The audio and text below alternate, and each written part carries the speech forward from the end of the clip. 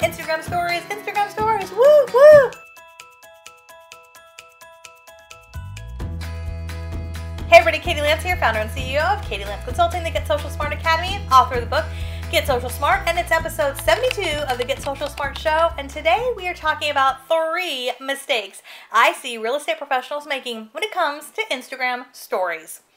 Mistake number 1 is not using it at all. I hear this all the time from agents and brokers who maybe they're on Instagram and they're posting in the newsfeed, or they've been active on Instagram for some time, but they're wondering what those little bubbles are up at the top and if it's really worth it, and so they're not using it at all. Those little bubbles up at the top on your Instagram newsfeed, that is prime real estate, and that is a great opportunity to showcase your story behind the story.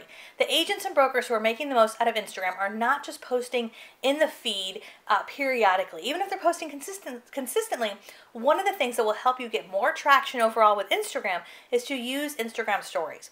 So it doesn't mean you have to capture every moment of your life, but as you're out and about, look at your life as content.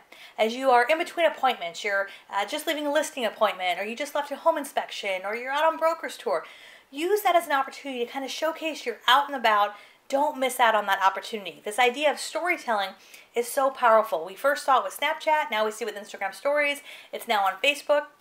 And keep in mind, when someone clicks on your story, they're not just passively looking at your content through the newsfeed. They've intentionally clicked on your story, which is entirely a whole different experience. So make sure you're utilizing Instagram stories. Okay, mistake number 2 that I see agents and brokers making all the time, and that is not geotagging or hashtagging their content on Instagram stories.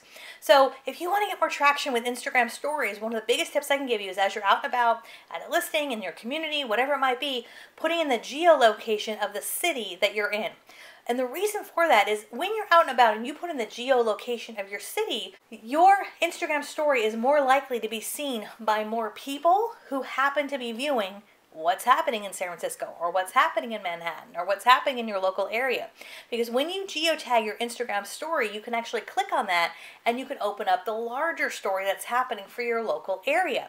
And this is especially cool, not just for cities, but if you happen to check in at an event, or you check in at somewhere, some sort of small business, you can see what else is happening in your local area. So geotag your Instagram stories and use hashtags when appropriate. Now don't go too hashtag crazy.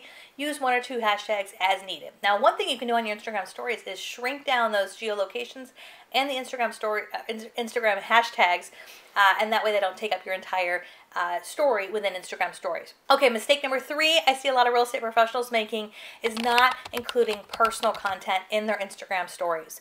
You might be using Instagram primarily for business, and if you're like a lot of agents, you probably have one Instagram account, and probably part is personal, part is business, which I think is perfectly fine for most agents. However, when it comes to your Instagram story, don't have it be all about business. Make sure you interject a little bit about who you are personally, whether it's your family, your passions, your hobbies, your interests.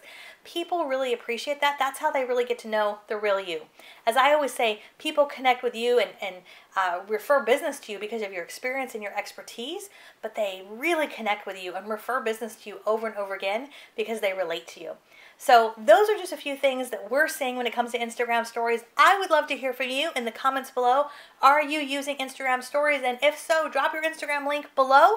I would love for you and I to connect on Instagram stories.